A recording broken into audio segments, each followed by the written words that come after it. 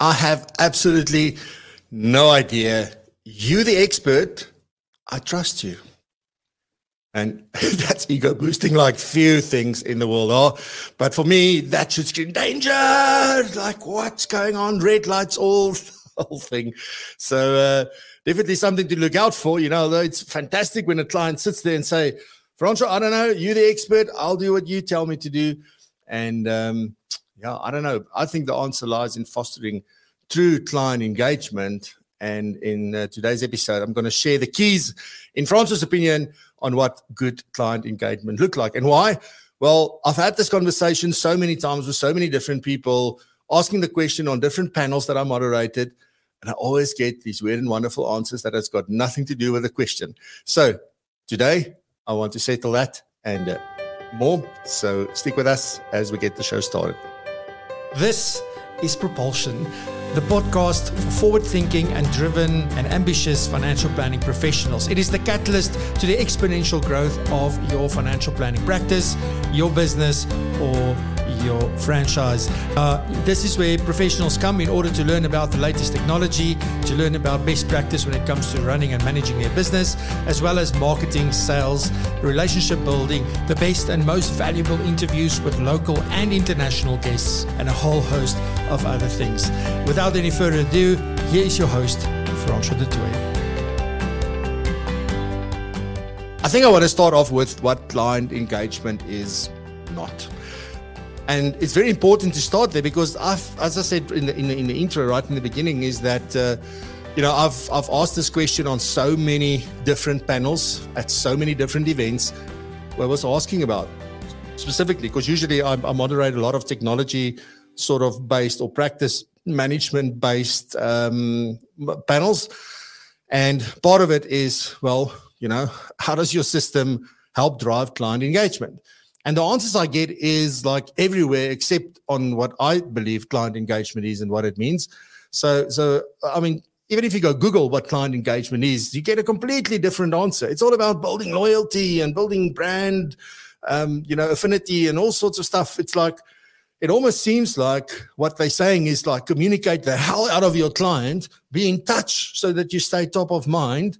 And that means that, you'll have a highly engaged sort of client. But the other part of it is also things like social media. Like we believe when we think about client engagement, it means that we're having a conversation on social media. That's absolutely amazing. It's not, right? So for me, I don't know. Social media, I don't know if that's where it's at. Then also, if you are doing regular reviews, a lot of people feel like, I have regular engagement with my client. I have regular meetings. I do my annual reviews. I do my quarterly reviews. Whatever. I phone them on their birthday. I do all these kind of things. So there's regular engagement.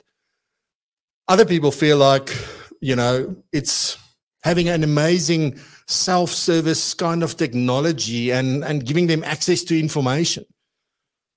That's great client engagement because the client can go on at 12 o'clock at night and go look at the information and send me a message and things like that. I don't think that's client engagement. So in my view, none of the stuff that I've just shared with you, none of the points has got anything to do with client engagement. What they do feel to me like what they do have to do with is more client experience. And client experience and client engagement is absolutely not the same thing. So then in my mind, what is client engagement? When we talk about that, what are we really, really talking about? For me, when you think about client engagement, it is much more about collaboration. It's much more about co-creation. So it's maybe another way to put it is to say it's a meeting of minds, right? So it's where both of us contribute, both of us work together, both of us do all of that to come up with an answer. That for me is true client engagement. It's about both of us, the financial planner as well as the client or clients, whoever you're meeting with, engaging in conversation and, very importantly, debate. This isn't the case of I say things and they go, yes, yes, yes. That's not engagement. Engagement is where you have a conversation. And maybe you feel like what Norma just shared is like, I don't want that. That's going to lead to difficult conversations. That's where the value is. That's how we unlock this relationship. This is really how you have proper engagement with a client. Both must be engaged in writing and drawing and, I don't know, linking things. Like, you've got to be actively involved.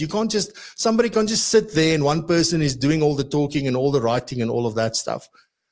Both must be engaged in thinking through things. So you've got to think about things. You've really got to sort of ponder before just responding. So it can't just be you as the financial planner or advisor looking at somebody's planning, doing the analysis and coming back with the answers. The client also needs to be part of that process. They need to do part of the thinking. They need to come up with scenarios and solutions and what they think is going to work. And both must be engaged in learning and analyzing, because we never know everything. I spoke about this last week, if I recall correctly.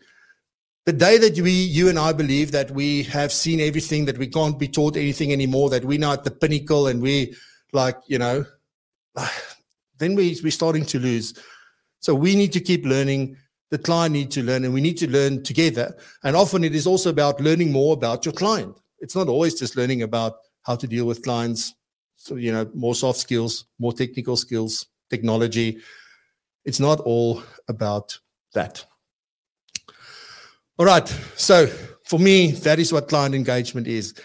It is this constant working together, interaction, and there is effort and energy being invested into the conversation by both parties. It's not just one, right? That is through client engagement. So now that we know what it's not, that all the things that we've sort of put in the client engagement bucket is actually maybe more client experience stuff. We've sort of spoken about what client engagement is then, like where it is. I guess the next question would be, but where do I create opportunities for engagement, like proper engagement? And I think one of the biggest missed opportunities for good engagement, because also, like, just think about how you build relationships. If you don't build relationships, then nothing's going to work out for you, not in your personal life, not in business, nowhere, right? But it's when you have these conversations, when you do things together, when you experience things together, that's when there's a real relationship that forms. And I think there's no better place where that happens is with education. And here I'm not referring to, doing a proper qualification or something like that. All I'm really talking about here is helping the client understand more about financial planning, investments, risk, wills, whatever the area is, right? And to help them sort of synthesize that and to start to apply it in their own lives so they can make it their own. So being their guide and helping them and sharing with them and taking them on a journey of almost self-discovery through this education process. So that is what education for me is about. So there is no better place to have a conversation where the client will actually ask you a lot of questions. They will engage with you. They will talk with you. They won't just sit there. So education is a massive, massive opportunity. Right. So next one, meetings. Meetings is another big opportunity for. Sorry, I'm getting feedback on my microphone. So meetings is a big opportunity, for client engagement. And you've got to have a plan. You've got to have a structure and a system and a process for this to unlock this. And you've got to be inviting and you've got to encourage their participation, because that is what engagement is. It's participation. If you sit on the sideline watching a rugby game, you're not participating, or even though it feels to you like you're just watching the game. You're not the person playing the game. And often you sit there and you feel like, I wish I was on the field. I wish I could do just like, look at the gap. We can take the gap and we can run. Like, that's what you really want to do. So meetings, that's the place, right? But you've got to think it through. You've got to have a way of asking certain questions, inviting them, making them feel comfortable. Like, if they don't understand something, it becomes, but let me explain, let me show you, let me help you understand this, so that they feel safe in that environment and don't feel like, I'm going to ask a stupid question. You do not want that. So that is definitely a big one. I think another one, and this is really where you can have somebody become engaged, is, and this is, I guess, possible. There are technologies actually that you can use if you want to do this virtual.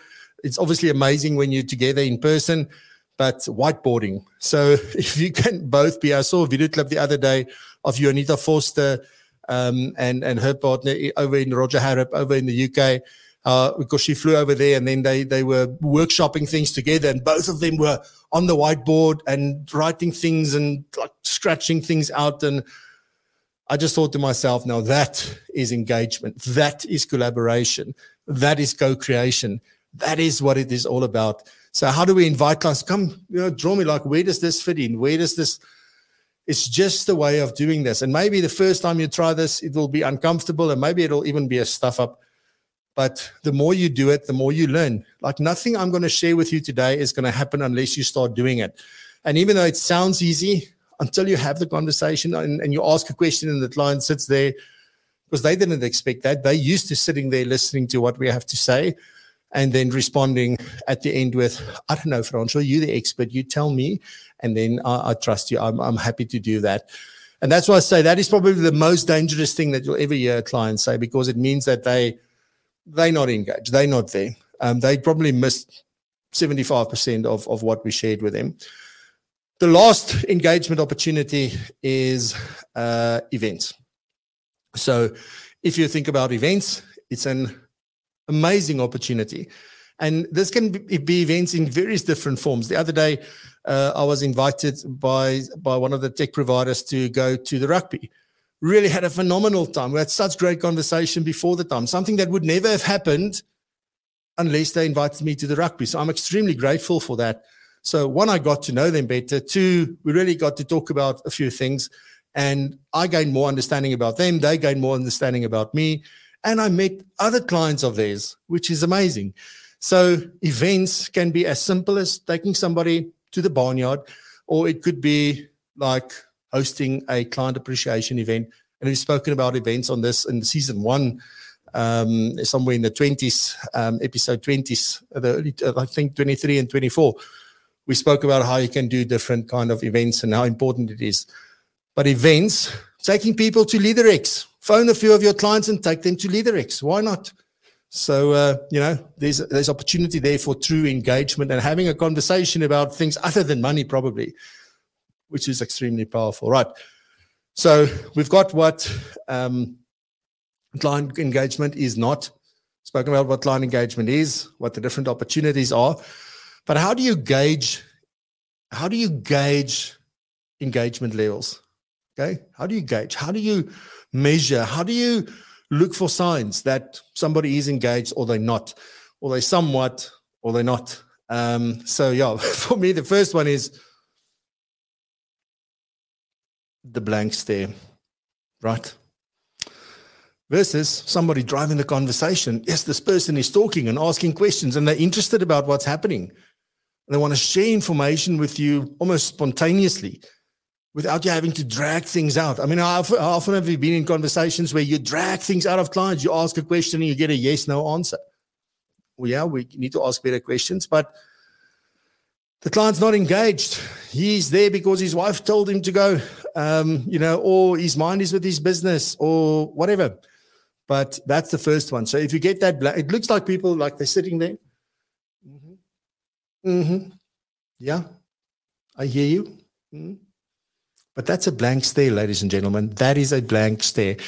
The second one is the best response that I've now mentioned quite a few times, versus really somebody that is engaged with you will be debating the options, talking about the scenarios, making sure that they understand the different options that you're putting on the table. Instead of taking the easy way out to go, I don't know, Francois, you know best. Which option should I use? I trust you. Fantastic, Francois. You are amazing. But the client is not engaged. Tomorrow they will cancel that plan like that because there was no thinking, nothing that went into that. And again, this isn't the case with all your clients. You can probably sit down and think about clients that, wow, now that I think about it, client A, B, and C, we have fantastic engagement, and the rest of the alphabet is just like nowhere. So it's not to say that this is the case with all your clients, but do go and look for these signs. The other thing is how often they initiate conversations or meetings.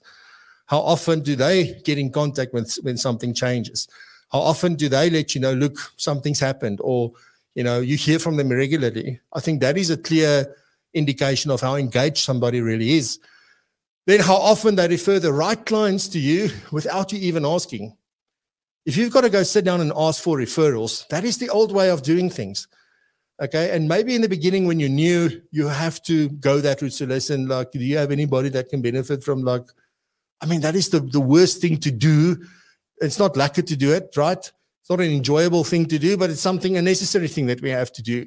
But ultimately, you don't want to do that. Your clients should just be referring the right clients to you because they are so engaged. They, through that engagement, understand exactly what it is that you're doing.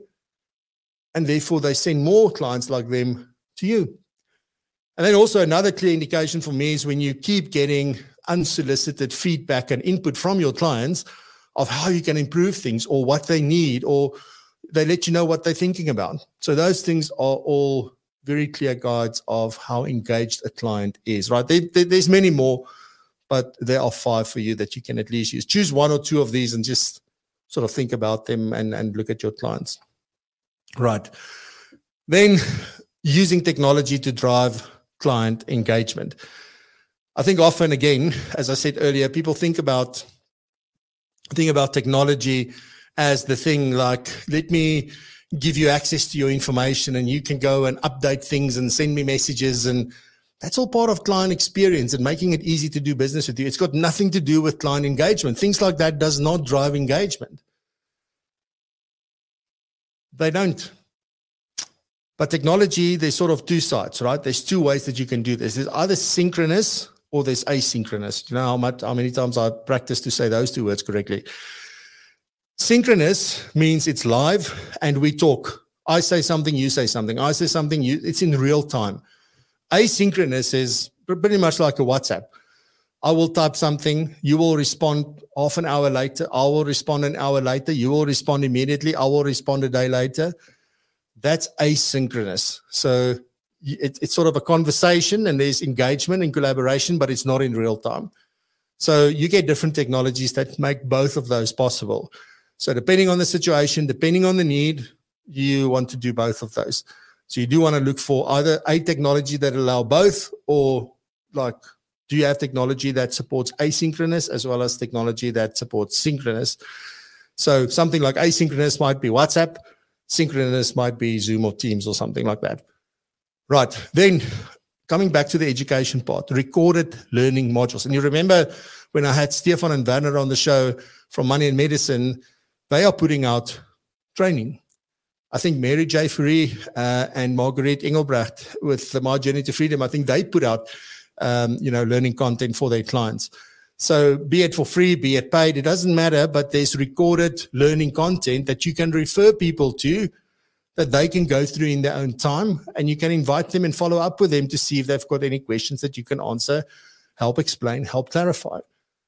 But that is a way to use technology to leverage your time, okay? Then multimedia.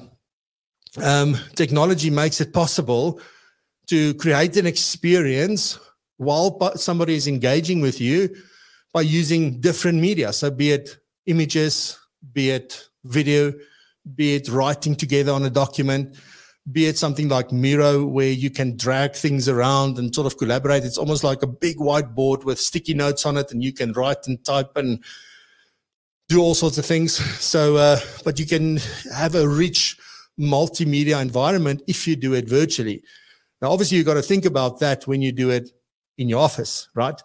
Then also, if you think about technology as a way to drive client engagement, that must be an option.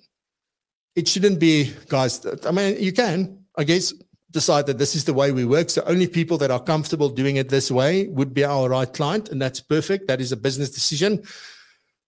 But also, if you have different clients with different appetites for these kind of things, the technology route is one option. You must still provide other options. And then I think what you also need to do is remove the barriers to getting in contact with your business. So something like Profile Me, for example, where you have different options and I can click on WhatsApp, I can call you, I can just set up a meeting straight from there in your diary, whatever it may be. But just remove those barriers of how people can get into your system. Somebody told me in the week that they are looking at a sort of solution where it doesn't matter how you contact the business, be it you send an SMS, a WhatsApp, an email, however it goes, it takes all that stuff, puts it into a bucket where everybody can deal with it, and it will respond back in the same fashion as how you contacted the business. So you still make it easy internally by having the right systems in place and just grabbing things from where they're coming from, deal with them centrally, and then just make sure that they go back in the same fashion. But that is a way to drive engagement. Make it easy for people to engage with you and talk with you, and you can encourage that and just have a different, completely different business. So I don't know. That's my thoughts on client engagement. What do you think?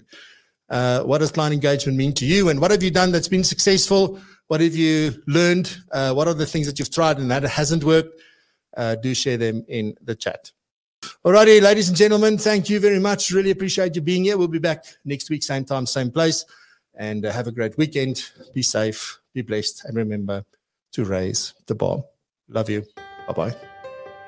Thank you for listening. Remember to check out the live show, Propulsion Live, on YouTube every Friday at 7 a.m. South African time. You can find it at www.propulsion.co.za/live. That's propulsion.co.za/live. And please remember to subscribe, share with your colleagues, your friends, and anyone who may find value like you did in this podcast. Once again, thank you very much, and we'll see you in the next episode.